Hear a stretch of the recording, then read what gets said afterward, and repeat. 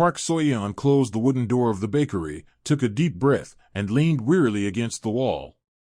Her hand still smelled of flour and freshly baked bread, but her thoughts drifted far away, to the day everything changed. After her father's death, she took over the family business and the responsibility of caring for her younger brother, and now every day felt like an endless cycle of duties, with no room left for dreams. But on that night, when she met him, wounded and lost, her life took an unexpected turn she could never have foreseen.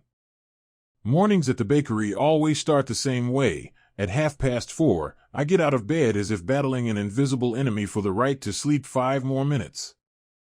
My alarm is an old phone whose annoying ringtone has gone off 100 times, but I can't bring myself to replace it. It belonged to my father. Every morning, I look at the dark screen, recall his playful face, and hope to hear his voice. But there's only silence. I quickly put on a white t-shirt, old jeans, and my apron. Our uniform hasn't changed since the day my father opened the bakery. I head down the creaky wooden stairs to the first floor. We live right above the shop. The house is still quiet. My mother, whose health has been fragile in recent years, is asleep, as is my younger brother Giamiho, a high schooler who's far from interested in the family business. He helps, of course, but I'll admit, I don't want to burden him with something our father once couldn't finish. The bakery is cool and smells of flour and the remnants of yeast I recently restocked. The first thing I do is switch on the lights, look around, check the shelves, making sure everything's in place.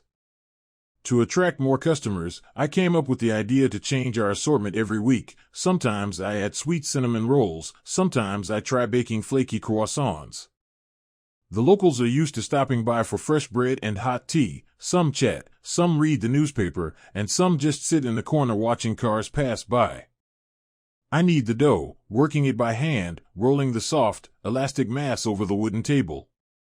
The touch of the dough brings me peace and balance. You could say it's my personal therapy. I remember my father. He taught me to feel the dough as if dancing with it. If the dough is firm, elastic, and doesn't tear, then it's ready, he used to say. Since then, every time I touch flour, I feel like my father is beside me. We continue our silent conversation. The pain of loss softens with the love he left in me, love for his craft, and for the people who come to the bakery. As I work, my mother wakes up.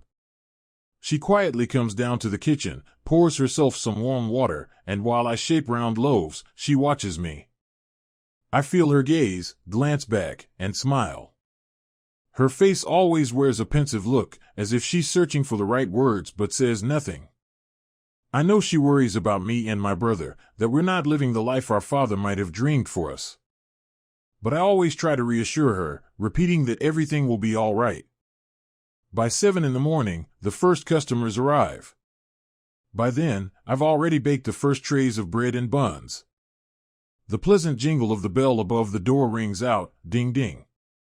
That sound always reminds me a new day has begun, full of expectations and hopes. I smile at our regulars, and my mother slowly wipes the glass display case with a cloth. She doesn't say much, but her smile says it all. Around noon, Miho, my younger brother, drops in. He stands behind the counter, wearing a white t-shirt with our bakery's logo. I head to the kitchen to prepare the next batch of dough. Every time I hear him chatting with customers, I smile involuntarily. He might complain that he's not interested in this, but he's amazing with people.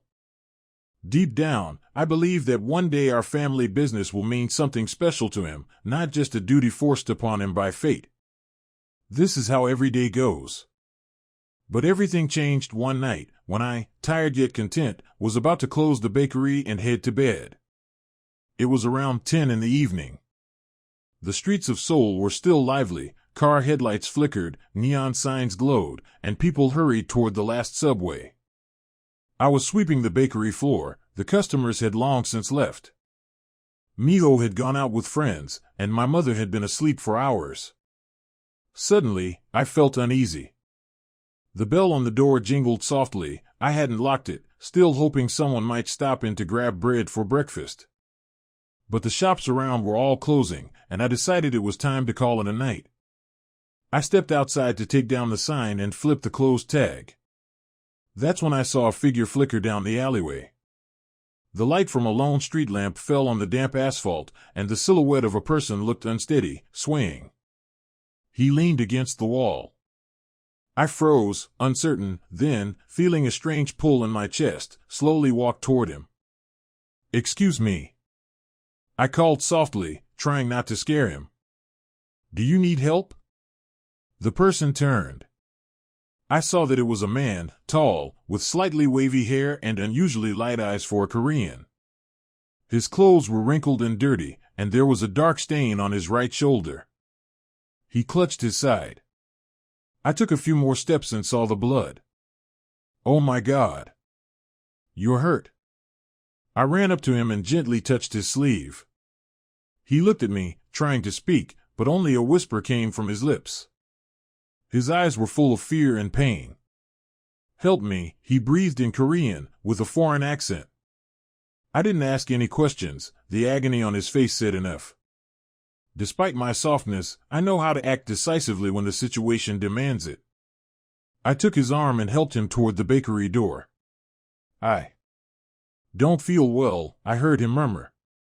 "Hold on," I replied, though I was just as shocked. Practically dragging him, I got the stranger inside and locked the door behind us. He groaned as he sank into a chair, and I rushed to find the first aid kit. 1,000 thoughts raced through my head. Who is he? Why is he injured? What happened? But the main thing was to save him. Our little bakery was not just my workplace, it was home. So I knew there had to be a first aid kit under the sink, with hydrogen peroxide, bandages, and plasters. Finding everything, I rushed back to him. "May I take a look?" I asked carefully. Wincing from the pain, the man unzipped his jacket and revealed his torso. There was a tear in the fabric and a deep wound on his side, still bleeding. My heart clenched in horror, but I forced myself to stay calm. I treated the wound with peroxide, covered it with a sterile cloth, and wrapped it in bandages. He grimaced but held back, as if he were used to enduring pain. "Is it life-threatening?" I asked as gently as I could while inspecting the injury. "I don't think so," he replied barely audibly. "But I need a place to rest. Just for a while." I looked around the bakery. Of course, it wasn't the best place to stay, but upstairs we had our kitchen and my small room. My mother was sleeping just beyond the wall, but should she know right now? I wanted to call her for help or advice, but something inside told me I had to do this on my own. Lately, she had been very anxious, and the stranger looked frightening. "All right," I exhaled. "I'll help you. Can you manage the stairs?" He nodded, and I offered him my shoulder again. As we climbed, I heard him groan quietly. My heart pounded, and my face burned with fear and adrenaline. Was I doing the right thing? Should I have called the police or an ambulance? But one thought wouldn't leave my mind. This man asked for help, and I couldn't walk away. We somehow made it to my room. I sat the stranger on a narrow couch by the wall.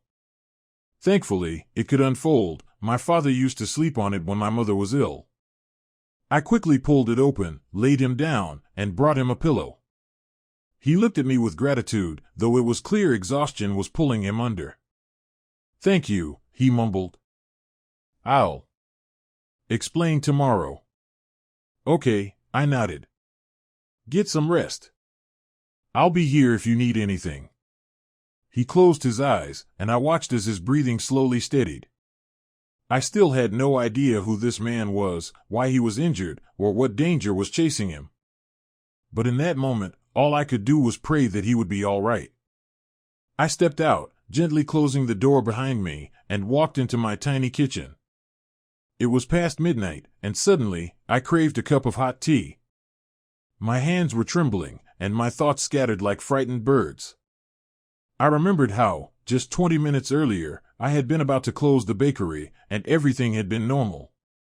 And now, under my roof, there was a wounded man, someone who, judging by his appearance, was being pursued. What am I doing? I asked myself as I scooped tea into a mug. Have I gotten myself involved in something dangerous? But the memory of his pleading voice, the way he had desperately asked for help, left no room for doubt. I felt I had no choice. While the tea steeped, I quietly re-entered the room and saw that he was already asleep. Sweat beaded on his forehead, and his breathing had grown raspier. I touched his forehead. It was hot. He was burning up. I got up and brought a damp towel, gently placing it on his head. He flinched slightly but didn't wake. I sat with him all night.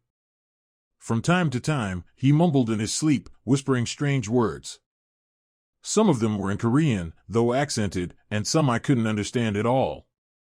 Listening closely, I caught fragments. Waitin'. Brother. Conspiracy. What nonsense was this? I had no idea. But I told myself I'd figure it out in the morning. Sleep overcame me just before dawn. I curled up by the wall, hugging my knees. When I opened my eyes again, the sky was lightening outside, and I heard the creak of the floorboard. He stirred. Waking up, I felt a dull ache in my back from sleeping in such an awkward position. My first instinct was to check on the stranger. He was awake now, staring at the ceiling, seemingly trying to figure out where he was. As soon as he noticed me, his eyes widened slightly, and then a soft, grateful smile crossed his face. "Good morning," I said quietly, offering a timid smile in return. "Good morning," he replied, still with that accent, but speaking perfectly understandable Korean. "I'm sorry for causing you trouble." I decided not to press him with questions right away, but there was one thing I needed to ask before I forgot. "Do you feel any better? Is it still hurting?" He looked down at the bandaged area. I noticed the gauze was still tinged with blood, though not as much as the night before. "Thank you. You helped me a lot." He paused, as if unsure what to say. "My name is Noah." I was a little caught off guard. The name sounded foreign, not Korean. But I simply nodded, deciding to ask about it later. "I'm Jia. This is my bakery," I said, suddenly feeling awkward, realizing how strange that must have sounded given the situation. "Well, our family bakery. I live just above it." Noah pushed himself up on one arm and slowly sat up. "I'm sorry for barging in uninvited. I was attacked last night. I figured. Or at least, I guessed something bad had happened." He hesitated, as though weighing whether or not to tell the truth. Then, after a deep breath, he continued, "You saved me, and I'm grateful. But you probably don't want to get involved in this." I frowned. I still had no idea what he was hiding, but I was already involved, like it or not. "Whatever it is, I can't throw you out now. You're injured, you need rest. At least a few days to recover." "I don't know how to thank you," he said sincerely. And just then, a voice called from behind the door, "Jia, are you up?" It was my mother peeking into the room. "When did you?" I rushed to the door, blocking her view so she wouldn't see Noah. "Mom, I'm coming down." "Why did you come?" "Well, you went to bed so late last night. I was worried. Thought maybe you were sick." "I'm fine," I smiled as convincingly as I could. "I'll be right out, I was just..." "Oh, I was looking over a recipe." She still looked worried, but I hoped my answer would calm her down. "All right, but don't take too long." "We're opening soon," she said, then left, closing the door behind her. I turned to Noah. He was still sitting on the sofa, trying to appear composed, but I could see a flicker of fear in his eyes. "You mustn't let anyone see you," I said quietly. "My mom is a kind woman, but her heart is weak. If she finds out there's a wounded stranger in our house, she'll panic." Noah nodded in understanding. "I get it. I'll stay out of the way. Stay here. I'll bring you something to eat and change your bandage." Saying it out loud made the whole situation seem even more surreal. I still didn't know what had brought him to that alley, or who the people chasing him were. But for some reason, I wanted to help. Maybe it was the lost look in his eyes, the way he spoke to me, quietly, but with genuine gratitude. Or maybe it was just my sense of duty. I stepped out and gently closed the door behind me, silently praying my mother wouldn't catch me on the stairs. Pulling myself together, I went down to the bakery.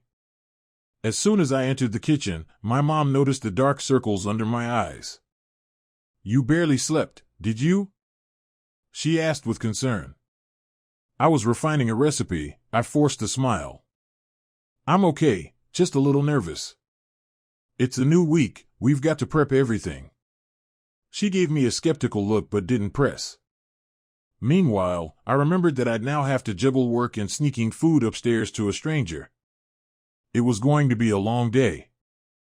At 8 in the morning, we opened the bakery, and customers began arriving. As usual, our regulars came in, neighbors who knew us by name, and students from the nearby college. I served everyone with a smile, trying to stay cheerful, but inside I was on edge. I felt like I had to stay alert every single minute. When there was a brief lull in the stream of customers, I discreetly poured a bowl of soup, grabbed some bread, and quietly headed upstairs. My mom, busy cleaning, barely glanced my way, and I told her I wanted to test a new recipe in the kitchen. When I entered the room, I saw Noah sitting with his eyes closed, leaning against the wall. As I walked in, he opened them slightly and gave me a look of relief, as if my return reassured him. "Here," I said, handing him the bowl of soup and a plate of bread. "Careful, it's hot." "Thank you." "You. I don't know what to call you." "Just call me Jia," I said, sitting down on the edge of the sofa. "Jia. Such a beautiful name," he said sincerely. "You're being so kind to me." I blushed, though I tried to hide it behind a calm voice. "I'm going to redress the wound now. You can eat afterward." He nodded and allowed me to carefully lift his shirt and remove the old bandage. There was still some blood, but no obvious infection, and the wound looked slightly better. I cleaned it again and applied fresh bandages. He winced, but bore the pain patiently. "I don't mean to intrude, but why were you out on the street at night?" I finally asked, unable to hold the question in anymore. The air grew tense. Noah visibly stiffened, the calm in his eyes replaced by something guarded. "You have the right to know," he said after a deep breath. "But promise me you won't be afraid." I tensed. What was he about to tell me? He paused, searching for the right words. "I'm not Korean. I'm from Europe, from a kingdom called Wittenberg. You've probably never heard of it. It's a small country, barely known outside Europe." I nodded, not even sure how to respond. "I am someone who was forced to run away. There was a conspiracy against my family and my country. I was accused of corruption and abuse, though it's all fabricated. He swallowed, his voice trembling. "We found ourselves on the edge of a cliff. My family was overthrown, but I managed to escape." Listening to him, I felt a wave of sympathy rising inside me. But a part of me still doubted, what if he's making it all up? However, his face looked so sincere and worn out.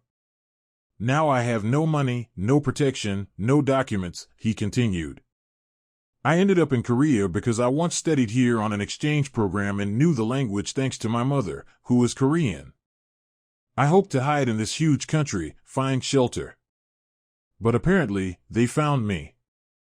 "And who is chasing you now?" "The people who support this conspiracy. They want the heir." He stopped, apparently revealing more than he intended. "You're the heir?" I asked quietly, stunned. Noah sighed. "Yes. I am Noah von Weyden, Prince of Wittenberg. Or rather, the former prince." Silence fell over us. I put aside the bandage and looked into his eyes, trying to tell if he was joking or not. But nothing in his face suggested a joke. Moreover, all his mannerisms, way of speaking, intonations, they truly revealed a man of aristocratic blood. Suddenly I remembered how clumsily he spoke Korean. Everything was quite understandable, but there was a barely noticeable way of speaking, as if he was used to different intonations. "So, you're being hunted because they want to eliminate me," he finished harshly.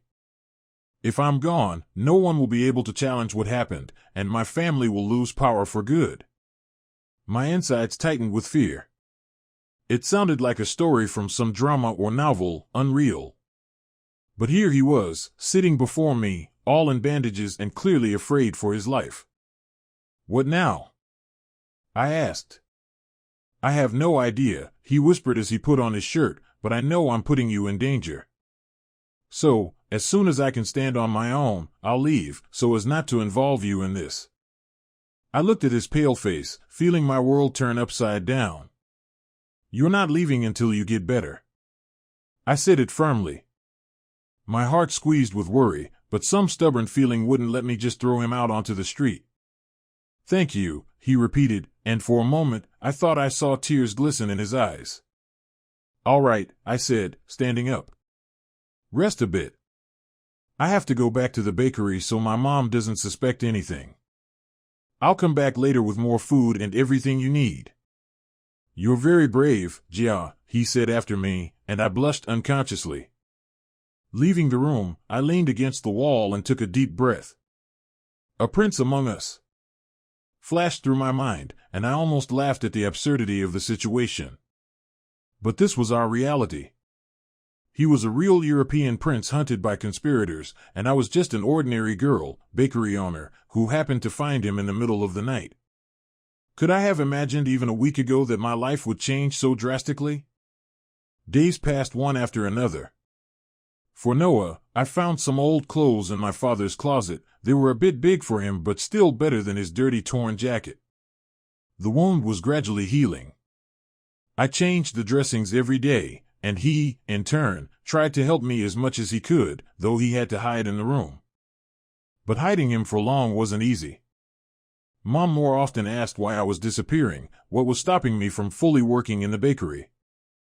I tried to wriggle out, saying I had some new project, searching for recipes, taking online cooking lessons. It didn't fully reassure her, but she tried not to pressure me. My biggest problem was that Noah didn't know how to handle money or everyday chores at all. One day, when I left him alone for half an hour to go to the store for bandages and anti-inflammatory medicine, he managed to turn on the gas in the kitchen and almost burned everything down, but scared the whole family. Luckily, Mom was asleep in her room and didn't notice anything.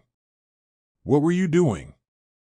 I whispered when I came upstairs and saw him looking confusedly at the stove burner. "I wanted to help, cook something simple for myself," he replied guiltily. "But I've never cooked on my own, we always had cooks." I sighed. On one hand, it was sweet, he wanted to help. On the other, dangerous. "A prince, you say?" I muttered, and he shyly looked away. After that incident, I realized I needed to teach him the basics so he wouldn't make irreparable mistakes. And we started having small life lessons: how to turn on the gas, heat food, use the washing machine. I never thought I'd have to teach an adult man these things, but it turned out quite funny. "Why so many buttons?" Noah asked, looking at the washing machine panel. "Different modes for different clothes," I explained. "Cotton, synthetics, delicate wash. You understand?" "Not really, but I'll try to remember," he admitted. On days when the wound hurt especially badly, he lay on the couch reading books I found for him. Once he discovered some old travel guides to Korea I had bought back when I dreamed of traveling. "You wanted to see the world?" he asked with interest, flipping through the bright pages about the mountain areas of Gangwon and the coasts of Jeju. "Yes," I smiled bitterly. "But after my father's death, I can't leave, I have to support the bakery. And I looked down, I have a younger brother to care for." Noah looked at me with such understanding and sympathy that suddenly I felt a lump in my throat. "You put all your dreams aside for your family," he said softly. "It's okay," I tried to smile. Maybe one day I'll go on a trip. Even if just for a couple of days. He closed the book and handed it to me. You know, Jia, I've never taken the subway alone, never bought bus tickets, never counted change in a store. I grew up in a completely different world. I silently looked at him and suddenly realized we were both prisoners of our circumstances, I, a hostage to my family duty, and he, a hostage to a title that now forced him to hide, cut off from a normal life. Maybe fate gave you a chance to try all this, I said, not quite believing my own words. You think? I don't know, I smiled. But if you want, I can teach you how to use the subway. Noah smiled, and in that smile, I saw a completely different person, not a tired fugitive aristocrat, but a child promised an exciting outing.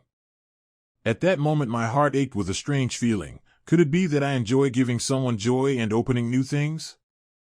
On the third day, when Noah was feeling better, I decided on a small adventure. In the morning, having made arrangements with Miho, I only told him I had to run errands. I asked my brother to cover for me in the bakery. Mom had gone to a clinic for a checkup, so I could relax a bit. Where are we going?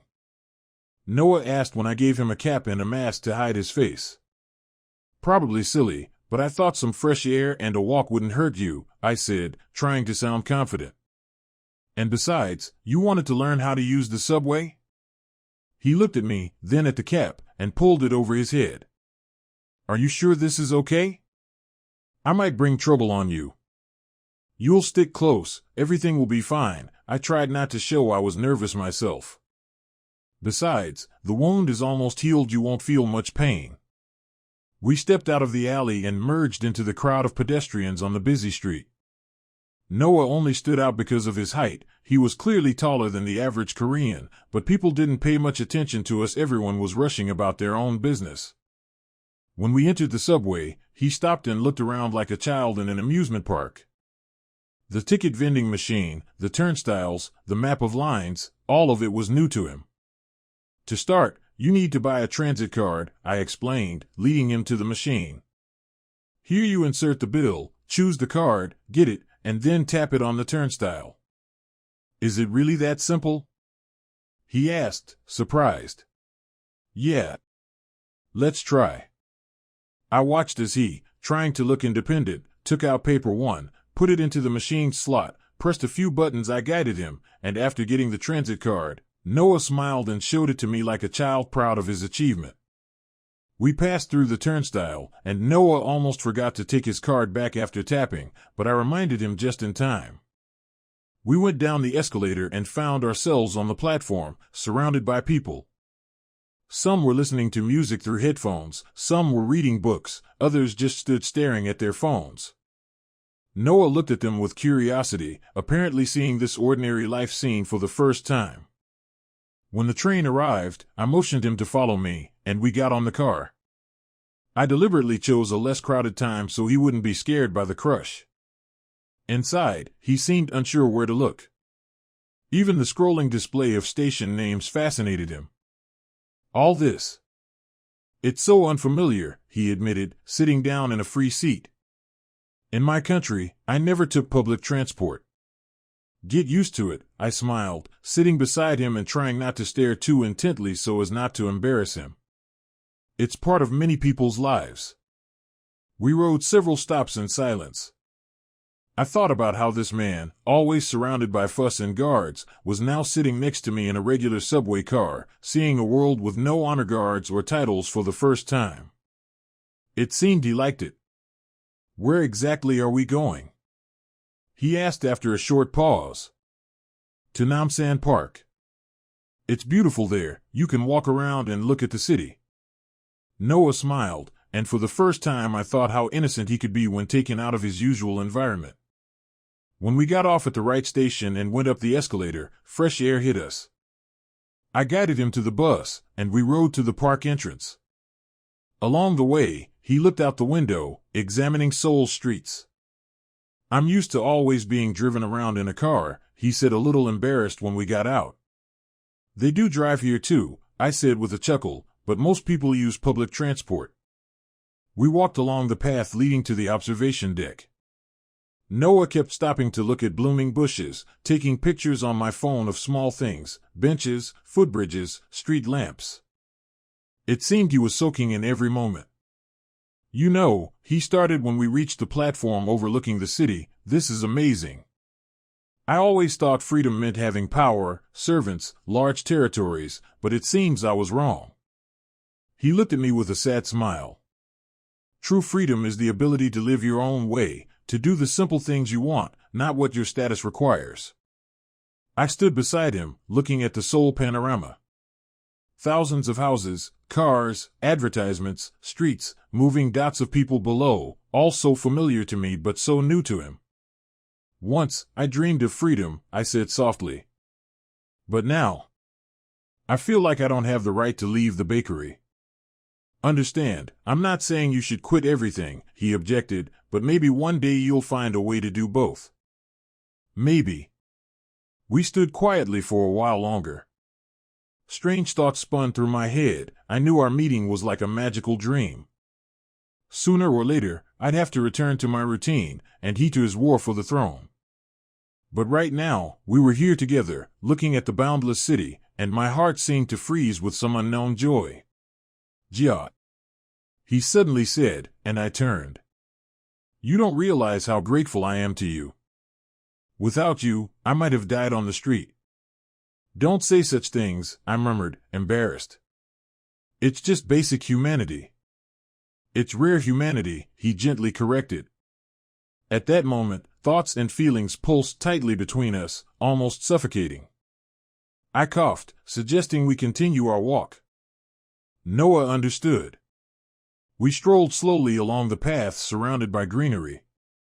I showed him places I knew, cozy spots almost free of tourists, with the best views. We exchanged glances and laughed when he tried to guess the names of flowering plants, and I even learned something from him. He told me about his childhood, traditions of the Wittenberg court, completely unfamiliar to me. The sun was high. I knew we had to return before Miho got tired of covering for me. Noah was still weak, though he tried not to show it. We should go, I said when we reached the stop again. As much as I want to stay longer, work is waiting. Noah nodded, I understand. Thanks for this day. Inside, I felt warmth. It suddenly became clear that this man was no longer as distant to me as on the first night. I had learned to see not only the title and danger but a real person, eagerly rediscovering the world. We returned home, using the subway again. This time he looked more confident tapping the card on the turnstile. When we got to the bakery, I noticed Miho's mocking smile when he saw me and the new acquaintance. My brother said nothing, but when Noah went upstairs, he quietly asked, So, is he definitely your boyfriend? I froze. Miho, don't make things up. He's just an acquaintance, and he has problems. Yeah? My brother raised a skeptical eyebrow. And you just decided to give him a tour, huh? I didn't know what to say. Deep down, I knew I was drawn to Noah. But could I even admit that to myself? Everything seemed almost impossible. A few more days passed. Noah lived with us in secret. I managed to provide him food and necessities. In passing, I taught him simple skills, how to use the internet to pay bills, how to navigate a Seoul map. Sometimes I noticed Mom looking at me questioningly but not daring to ask. And Miho increasingly looked at me with an understanding smile, as if guessing my secret feelings. But such a hidden existence couldn't last forever. One evening, when Noah and I sat in my room discussing what to do next, Miho knocked. Jia, we have visitors who seem to be asking about him, he said quietly, glancing at Noah. My heart skipped. What kind of visitors? 2 men with foreign accents asking to see the bakery owner. They say they're looking for their lost friend, a European. Noah stood up, panic reflected in his eyes. I knew I couldn't let them find him. Miho, I addressed my brother, try to tell them we don't know any foreigners. Say there are only Koreans here. That a European probably wouldn't even come into our bakery. All right, he answered quickly. While my brother was going downstairs, I glanced at Noah. It's them, he whispered. The ones who have been chasing me. Everything will be fine, I tried to reassure him, though I was trembling with fear myself. They'll leave if they don't find any proof you're here. We began to listen to the voices below. Muffled phrases could be heard. Miho was trying to speak calmly, saying they hadn't seen anyone and couldn't help. I prayed to God they would believe him and go away. But suddenly, heavy footsteps sounded on the stairs. Someone was coming up. What? I breathed out, desperately looking around the room. Hide in the closet. Noah obediently slipped into the wide built-in closet, and I shut the door. Just as I finished, the room's door swung open. Two men stood in the doorway. One was Korean, the other, judging by his appearance, a foreigner, but no longer European, probably one of their allies. Both had heavy, piercing looks. Good evening, said the Korean. Sorry for the intrusion. We're looking for someone here. Who exactly? I asked, trying to look surprised. The foreigner looked around, frowning. Obviously, his Korean was weak. We received information that a foreigner is hiding in this area. We're checking with all the owners. There are no foreigners here, I said firmly, crossing my arms. Only me, my mother, and my brother live here. May I take a look around? The Korean asked with a brazen smile. Actually, this is private property, I shot back. Who are you anyway? Do you have a warrant or police permission?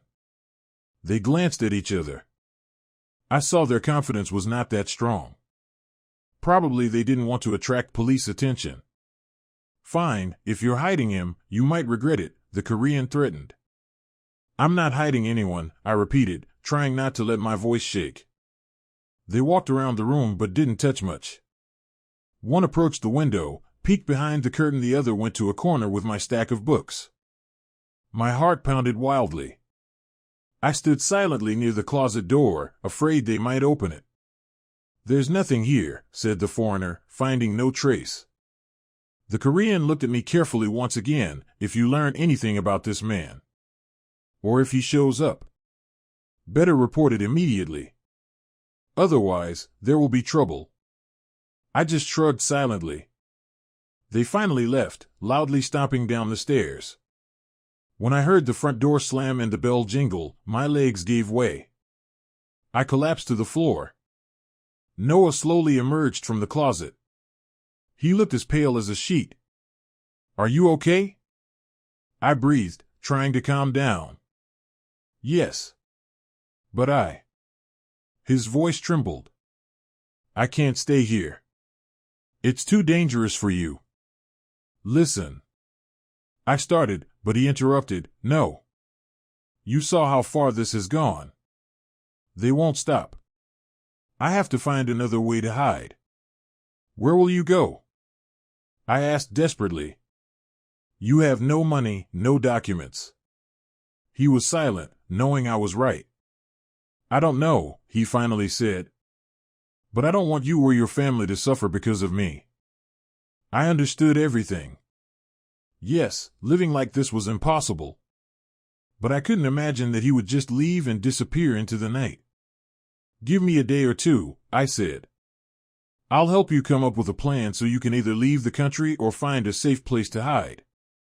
Noah looked at me with desperation in his eyes, as if afraid of my kindness. Okay, he finally agreed. But only a couple of days. That's how we decided. He would stay a little longer while I tried to find someone who could help him leave illegally or get documents. I knew an acquaintance from school who now worked at a travel agency and had connections. Maybe he could help, or at least advise. Inside, my heart tightened. I didn't want him to leave. The more days he spent near me, the more I realized I was starting to get attached to him. I managed to contact my acquaintance, Lee Dongwon. I told him there was a foreigner who urgently needed to leave the country without questions. Dongwon seemed to understand immediately that things were complicated, but he agreed to help find a solution at my request. It will be expensive, he warned me over the phone. You need a new identity, fake documents, tickets, safe contacts abroad. I understand, I answered while Noah sat nearby, staring at the floor. Do you have that kind of money? Dawn One asked. I was at a loss. Of course, I didn't have such money. Everything I earned went to the bakery and my family's living expenses. But Noah, understanding the conversation, touched my hand and shook his head gently, indicating I shouldn't worry about him. I'll figure something out, I replied faintly and ended the call. I lowered my eyes. Noah, I whispered. How will we get the money for all this? He gave a bitter smile. I was a crown prince with access to a huge fortune, but now I don't even have a wallet. Everything is blocked or stolen by conspirators, accounts, titles. I own nothing. I closed my eyes, feeling despair wash over me like a wave. Maybe you could contact your friends in Europe? He shook his head. Everyone who could help is under suspicion now. Contacting me puts them at even greater risk. A heavy silence hung between us. Then what do we do? I finally asked, knowing this question had no answer. Noah quietly said, maybe I should surrender to them? No! I exclaimed, surprised by my own reaction. You mustn't say that. He sighed heavily. Jia, I don't want to put you and your family in danger. My soul ached. I understood him but couldn't agree. Let's give Dawn One some time, I said at last. Maybe he'll find a way to pay later. Or we take out a loan. I almost laughed at the wildness of the idea, a loan to help a fleeing prince illegally leave the country.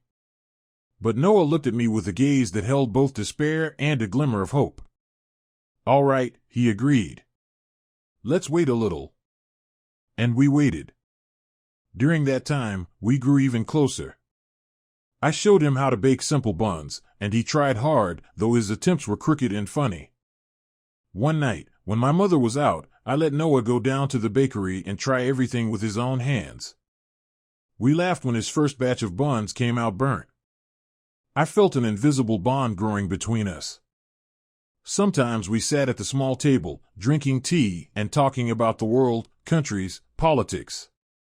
He told me how lonely he felt in the royal palace despite the luxury and crowds of servants. I told him how as a child my father used to take me to the spice market so I could smell different spices and learn to understand flavors. These conversations warmed us both. I realized I was falling in love with him. His manners, his strength of spirit, his vulnerability, all of it formed the image of a person I wanted to protect, even if it sounded ridiculous. However, the idyll could not last forever. I began to notice suspicious people lingering around the bakery from time to time. They would come in, ask for things, scrutinize me closely. Mom started to panic, saying, "Why are there always strangers here?" I tried to joke it off, but inside, a growing fear told me everything was about to collapse. One morning, I received a call from Dawn One, Jia, it's very complicated. I tried to negotiate, but the amount is overwhelming. And I'm not sure I can guarantee safety. I advise you not to get involved. I was silent for a moment, then thanked him for his efforts. After hanging up, tears involuntarily welled up in my eyes. What now? Noah stood silently nearby, listening to my conversation. I have to leave, he said quietly afterward. I'll find another way, maybe cross the border overland. But that's dangerous. Anything I do is dangerous, he said bitterly. But staying here means putting you at risk. I didn't know what to say. A storm raged inside me. I had long known I didn't want him to leave. But keeping him close, knowing the danger he faced, was selfish. Later, when I sat in despair in the kitchen, Mom came in. She saw how much I was struggling. I thought she'd scold me for hiding things, but instead, she suddenly placed her hand on my shoulder. Jia, I always knew there was something on your heart you weren't telling me. I won't pry, just know that I love you. And if you need my help, say so. I nearly burst into tears. But I couldn't drag Mom into our risky affair. "Thank you, Mom," was all I could say. The time came when Noah said he was ready to leave. I stood in my room, watching him pack a backpack with the few things we had found for him. He looked tired and sad, as if he didn't want to go either, but understood it was necessary. "Gia," he said, turning to me, "I'll never be able to thank you enough for what you've done." My throat tightened. "Don't say that. You'd do the same if you were in my place." He stepped closer, and I felt tears betray me and rise in my eyes. "You're very strong, kind, and brave. Take care of yourself," he said softly. He didn't finish, but we didn't need words. I saw in his eyes the same feeling I had, a deep attachment, tenderness, and love? I didn't know what to call it, but it was a powerful feeling. Suddenly, he leaned in slightly and kissed me on the lips. The kiss was innocent, trembling, as if sadness and gratitude merged into one. Tears streamed down my face, and I pressed against him for a moment, feeling the whole world shrink to a single point. "Goodbye," he breathed, pulling away. "I'll remember you." "And I'll remember you," I whispered, not knowing if I'd ever see him again.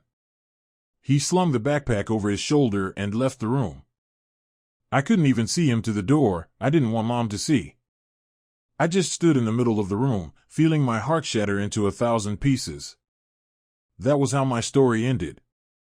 At least for that moment. Weeks passed. Every day I lived in anxiety, fearing news of the Crown Prince's arrest or death. But no channel mentioned Wittenberg. Only occasionally did short notes appear online about ongoing political crisis there. I tried to immerse myself in work the bakery demanded constant attention. Mom didn't ask me unnecessary questions, but I saw she suspected something had happened and left a scar on my heart. Mio tried to support me, joked, told me about his school life, but still noticed I was lost in thought. "He left, didn't he?" he asked one evening as we closed the bakery. I nodded. "And you don't know what's happened to him now?" "I don't know, mijo. And probably never will." I didn't want to tell my brother everything to keep him from getting deeper involved. But he looked at me sadly. "I hope he's okay." I hope too. But days passed with no news. One evening, scrolling through the news online, I stumbled upon an article, "Wittenberg, Crown Prince declares he is ready to reclaim the throne and stands against the rebels." It was the first mention that Noah had returned. My heart fluttered. That meant he was alive and fighting. Since then, I searched for news about Wittenberg every day.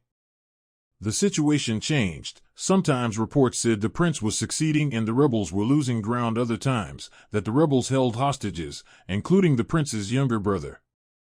I read every word, scanned articles, watched reports on foreign channels with headlines in unfamiliar languages. Months passed. Autumn arrived. The bakery lived its own life.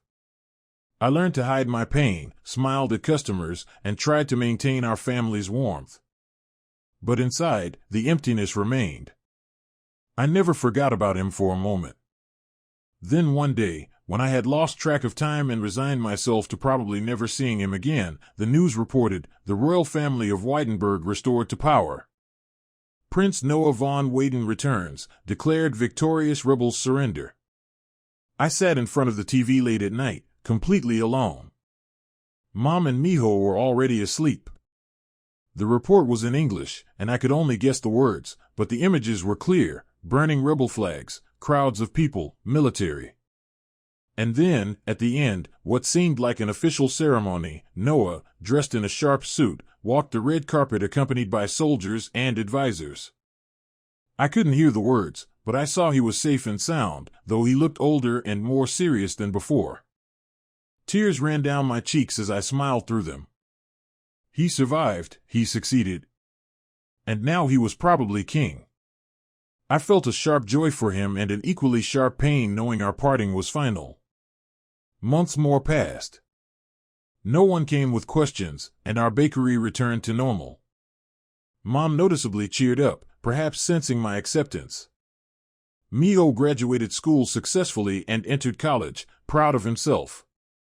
I kept running the bakery, inventing new recipes, sometimes adding European-inspired items, so I quietly kept the memory of him alive. But deep inside, I understood, he was now king, with royal duties, and I didn't belong to that world. If we had ever been close, it was only because he was in hiding and had no choice. Now our lives lay in different worlds. One evening, I was closing the bakery. As usual, I stood by the door, taking down the sign to change it to closed.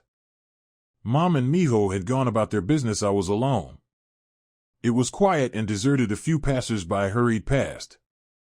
Suddenly, the bell rang. The same one I was about to take down. I turned, thinking a late customer had come to buy bread, but froze in place when I saw who was at the door. A tall man in an elegant coat. He took off his dark glasses, and I saw familiar features, the same gaze, the same warm smile. My heart pounded so hard I almost dropped the sign. I promised I'd return, he said quietly, in perfect Korean. "Hey, Noah." I breathed, feeling tears welling up. He took a step forward. I couldn't understand how it was possible, since now he was king and supposed to live in his palace, and his kingdom. But he stood here, just as I remembered him, though looking more confident and mature. "Your Majesty." I babbled awkwardly, not knowing how to address him. He smiled even wider. "No, to you, I'm just Noah." I couldn't hold back. I rushed to him, hugged him tightly, feeling everything inside me boiling over with emotions. He held me close, and suddenly the whole world disappeared. It was just us, and tears of joy streamed down my cheeks. "But how did you?" I began, barely managing to speak. He pulled back slightly and looked into my eyes. "I fulfilled my duty, restored order. Now I'm king, but my heart has always remained here, with you." "The palace? The country?" I couldn't believe he could just leave like that. "I found a way," he said quietly. "It's not easy. But I couldn't forget everything you did for me. And what I feel." My heart pounded as if it would leap out of my chest. "So," I said, my voice trembling, "you came back for me?" "Yes." He brought my hand to his lips, kissed it, and whispered, "I hope you will accept me." I couldn't speak, only nodded, choking on tears. And he hugged me like that time in my room when we said goodbye. But now it wasn't goodbye. It was the beginning of something new. Outside, the streetlights of Seoul flickered. The bell at the door jingled softly in the breeze. And we stood there, pressed against each other, and I understood, everything we had been through had led to this moment. "I promised I'd return," he repeated softly. And I pressed against him, finally allowing myself to believe that fate had brought us together not by chance and not for just one night.